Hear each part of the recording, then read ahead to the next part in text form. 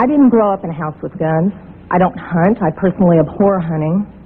But I was given a gun by a friend when I was 21 to carry in my purse for self-defense, and I was taught how to use it. A couple of years ago, my parents and I went to a cafeteria in Texas on a bright sunny day. We weren't in a dark alley where we weren't supposed to be. And as you all know the story, this madman drove his truck through the window. And he began shooting. Well, immediately, my father and I got down on the floor and put the table up in front of us. And this guy kept shooting. And you're thinking, what could it be? Is it a robbery? That's the first thing that generally comes to mind. And he keeps shooting. It took me a good 45 seconds to realize that this man wasn't there to commit a robbery. He wasn't there for a hit. He was there to simply shoot as many people as he possibly could. When I finally realized what was occurring, I thought, I got him. And I reached for my purse. He was maybe 12 feet away. Is it possible my gun could have jammed? Sure. Is it possible I could have missed? Sure. But I can tell you I've hit much smaller targets at much greater distances. But then I realized that a couple of months earlier I had made the stupidest decision of my life. I took my gun out of my purse and left it in my car. Because as you well know, in the state of Texas, it's sometimes a felony offense to carry a gun in your purse. I can tell you that I'm not mad at the guy that did this. As he continued, it was obvious that he was a madman. My father, at that point, said, I've got to do something. I've got to do something. He's going to kill everybody in here, and he rushed the man. No way. This guy turned, shot him in the chest. He went down, was obviously mortally wounded. For whatever reason, that made the man change directions and go off to my left.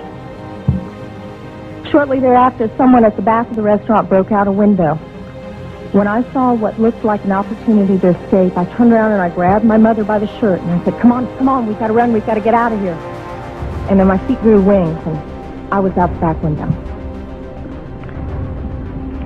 As soon as I got out, I realized that my mother had not followed me out. And as I learned from the police officers, she had crawled over to where my father was and cradled him until the guy got back around to her, put the gun to her head. She looked up at him, put her head down, and he pulled the trigger. My parents had just had their 47th wedding anniversary. She wasn't going anywhere. As I mentioned, I'm not really mad at the guy that did this. And I'm certainly not mad at the guns that did this. They didn't walk in there by themselves and pull their own triggers. The guy that did it was a lunatic. That's like being mad at a rabid dog. I'm mad at my legislators for legislating me out of the right to protect myself and my family. I would much rather be sitting in jail with a felony offense on my head and have my parents alive. Why is it that they think it's okay to create laws that prevent law-abiding citizens from carrying firearms in certain locations when it's already been demonstrated and proven a number of times that people who don't obey the law and are hell-bent on violating the law or creating damage or shooting a lot of people aren't going to obey the law in the first place? Is you're making people who decide to do the right thing and obey the law, and you're turning them into victims. That's dangerous. It's naive and it's stupid. Gun-free zones don't work. If you're not going to effectively put up preventative measures such as metal detectors or have cops at every entrance, gun-free zones don't do anything but make victims of the people who abide by its laws. Plain and simple. Whether you're against guns or for guns, the concept of a gun-free zone, it just boggles my mind, especially considering the consistency by which we're getting these mass shootings. They don't work. Gun-free zones don't work, and they're dangerous. These shooters are losers. They're not Marines. Mass shooters don't want a challenge. That's why they go to gun-free zones. That's why they kill themselves when the police show up. Why not shoot up a gun shop? There are tons of people there. Why not a police station? Because they don't want a challenge. And it's incredibly frustrating trying to kill someone who's also trying to kill you.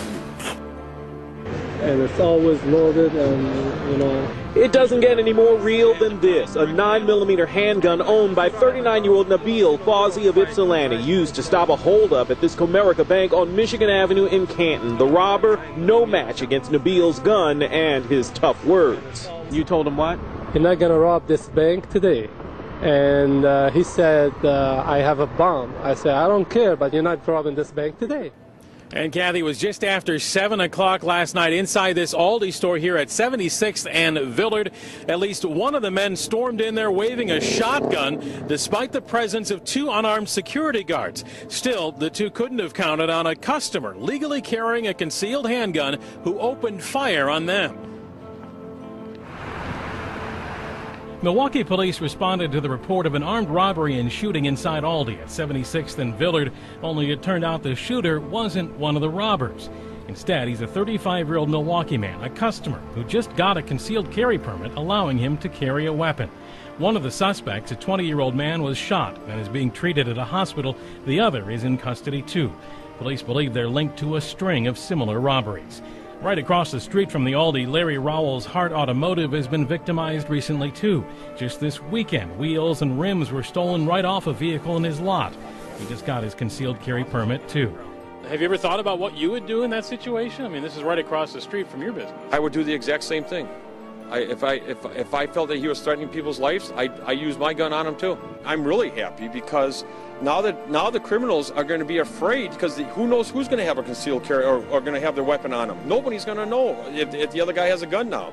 I think it evens, levels the playing field. A robbery suspect is dead after a late-night robbery in Englewood. Investigators now tell us a store customer gunned down the suspect.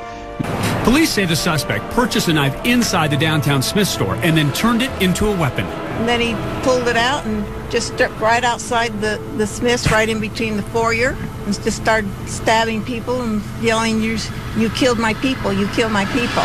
Within seconds, the knife-wielding man seriously injured 2 people. There was blood all over. One got stabbed in his stomach, and one he got stabbed in his head, and he held his hands. He got stabbed all over his arms. Then, before the suspect could find another victim, a citizen with a gun stopped the madness. A guy pulled a gun on him and told him to drop his weapon or he would shoot him. So he dropped his weapon, and then the people from Smith's got him. And officers had high praise for the gun-carrying man who ended the hysteria. This was a really volatile situation that could have gotten even worse. I mean, we can only assume that, judging from what we saw, it could have gotten a lot worse. So he was definitely in the right place at the right time. Dozens of other shoppers who too could have become victims are also thankful and still in shock from the experience. Scary, actually. It's really scary. 5 minutes before I walk out to my car, and that could have been me.